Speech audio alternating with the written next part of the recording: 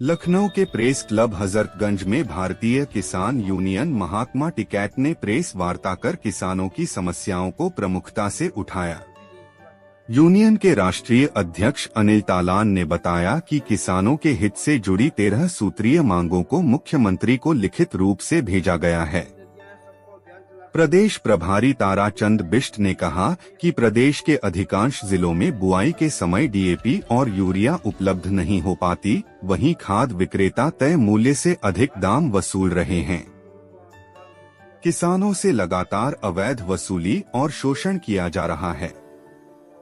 उन्होंने किसान दुर्घटना बीमा में परिवार को इकाई मानने और बीमा राशि दोगुनी करने की मांग रखी। यूनियन ने योगी सरकार पर भरोसा जताते हुए जल्द निर्णय की उम्मीद जताई। ये देश कृषि प्रधान देश है। एक लंबे समय से लेकर ये आज की बात नहीं रही है। आज हम बात करते हैं चौधरी चरण सिंह जी से, और आज तक की इस किसान के लिए बहुत सारे किसान नेता संघर्ष करते रहे हैं, लेकिन दुर्भाग्य की बात रही है कि जिस उसके उत्पाद की कीमत को लेकर जो संघर्ष किया जाता रहा है, उसकी कीमत आज तक नहीं मिली। एमएसपी के नाम पर जो देश में एक लंबे समय से किसान को ये कहा जाता है कि एमएसपी हम दी जा रही है, लेकिन उस एमएसपी को अगर हम देखते हैं कि एक रिपोर्ट सरकार के माध्यम से आई थी 2000 से लेकर 2017 तक, उस रिपोर्ट में खुलासा किया गया था कि एमएसपी पर किसानों को 45 लाख करोड़ रुपए मात्र 70 वर्षों के दरमियान कम मिला। हम पूरे 1947 से आज तक की बात नहीं कर रहे हैं।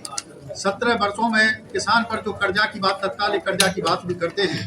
पार्लियामेंट में एक पार्लियामेंट मेंबर ने इस बात का खुलासा किया कि किसानों पर 18,40,000 करोड़ रुपए का कर्जा है, लेकिन 2000 से 2017 में 45 लाख करोड़ रुपया किसान को एमएसपी पर कम कीमत मिली। हम जहां देश में 70% आज भी खेती करने वाले लोग रहते हो और जिसकी पूर्ण निर्भरता खेती पर ही रहती हो, अगर उन 70% का कारखाना बंद कर दिया जाए या वो घाटे में जाता हो, तो आप सब लोग समझ सकते हैं कि किस तरह से 70% आबादी किस तरह से जिंदा रहेगी। वो बड़ा मुश्किल काम है। और अगर हम आत्महत्या की बात करते हैं, जिसको आज अन्नदाता कहा जाता है, जो हम लोगों को जिंदा रखने का काम करता है, उन वस्तुओं को पैदा करता है जो जीवनदायिनी है, वो आज आत्महत्या कर रहा है, तो हम देख सकते हैं कि वहाँ कितनी विषमता की बातें रही होंगी, कितनी तकलीफ की बातें रही होंगी। लेकिन सरकार बहुत अच्छे वायदे करती है। जब सत्ता में आती है, कभी भी जो सत्ता परिवर्तन होता है, वो एक अच्छे वायदे करती है और किसान के साथ कहती है कि हम उसके उत्पाद की कीमतों को देंगे। हम ये कहते हैं, मैं भारतीय किसान यूनियन महात्मा टिकैत राष्ट्रीय अध्यक्ष और महात्मा टिकैत का मैं शिष्य हूँ। हमने सिर्फ ये कहा है कि उसके उत्पाद की कीमतें दे दी जाएं।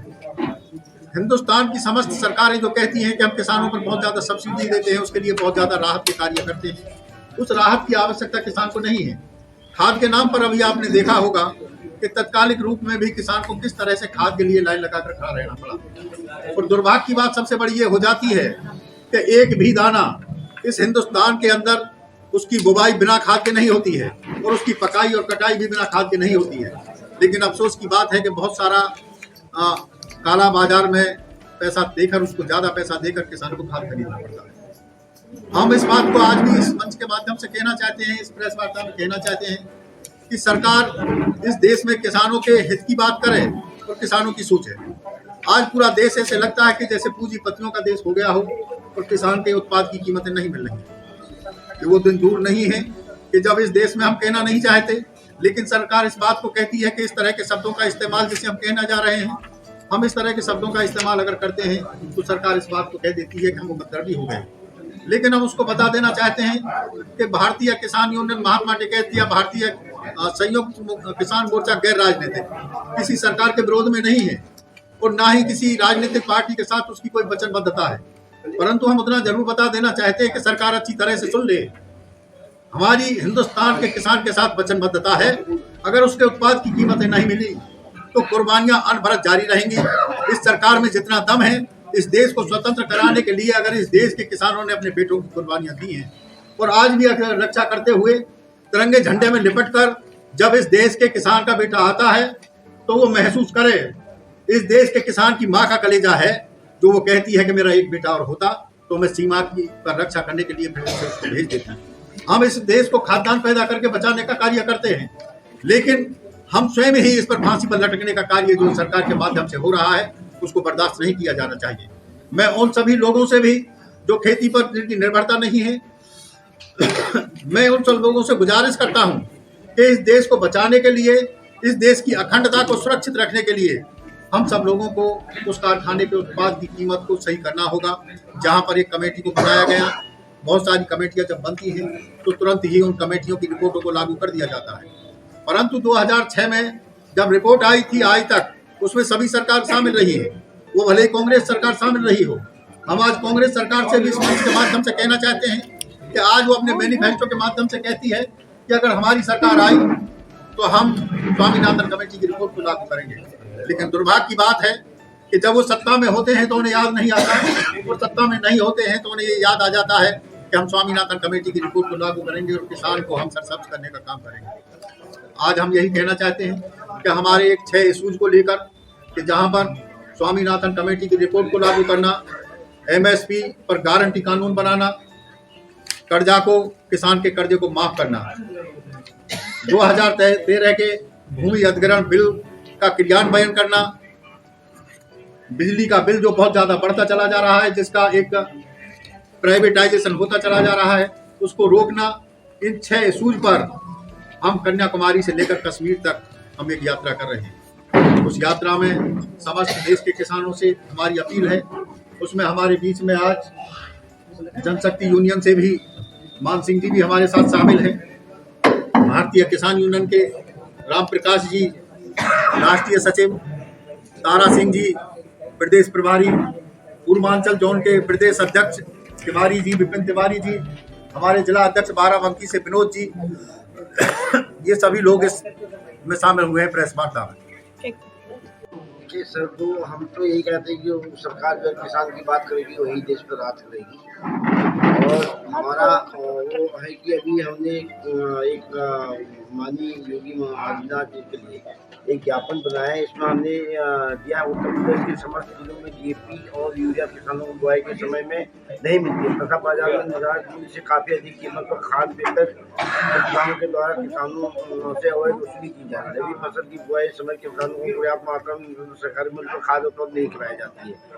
किसान दुर्घटना बीमा में परिवार को इकाई माना जाए हमारे देश में परंपरा है, जब तक पिता जीवित है तब तक जमीन संतान के नाम नहीं आती, जबकि 80 वर्ष की बुजुर्ग पिता खेत में कार्य करने जाते हैं, परिणाम में होता है कि खाता धारक किसान के अत्यंत पुत्र आदि की किसान होने पर बाद भी मृतक को किसान दुर्घटना बीमा लाभ नहीं दिया जाता है। वर्ष 2012 से बाजार की सभी वस्तुओं की कीमत काफी बढ़ गई है। सरकार से अनुरोध है कि वर्तमान दुर्घटना बीमा की राशि को भी दोगुना किया जाए। मृतक आश्रित में सरकार के द्वारा एक आदेश हुआ जिसमें मृतक आश्रित के भाई को भी नौकरी देने की बात कही गई है, परंतु सरकार द्वारा मृतक आश्रित संशोधन नियम में प्रस्तुत किया है। उम्र की सीमा मृतक आश्रित की तारीख तक उम्र का लाभ दिया जाए। आदेश बाढ़, आपदा, सूखा, किसानों को फसल बीमा का संपूर्ण लाभ दिया जाए और प्राकृतिक आपदा के कारण प्रांतीय सरकार को केंद्र सरकार से 25,000 रुपये प्रत्येक किसान को मुआवजा दिया जाए। किसान का NPA अकाउंट होने के बाद बैंक में किसान ऋण देना बंद कर देती है। NPA अकाउंट रूप से ऋण का पात्र माना जाना चाहिए। कृषि ऋण को किसानों की NPA में जोड़ा जाए। किसानों के बच्चों को शिक्षा ऋण नहीं मिलता, जबकि किसान देश की ऋण की हड्डी मानी जाती है। किसानों को भी शिक्षा ऋण के दायरे में लाया जाए। शिक्षा के बारे में जितने भी सरकारी यहाँ पर प्राइवेट स्कूल हैं, इन स्कूलों में जो गरीब बच्चे हैं, गरीब बच्चों को शिक्षा के लिए आरक्षित उनकी शिक्षा होती है, वो आरक्षित शिक्षा हमारे किसानों के बच्चों को नहीं देती है।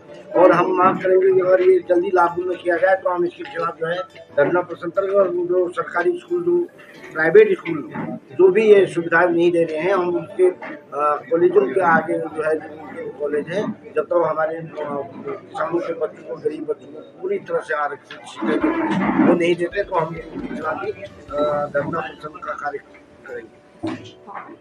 किसानों के बच्चों को शिक्षा इससे संबंधित सारी चीजें किसान एवं मजदूर घरेलू बिजली चार्ज से निःशुल्क की जाए।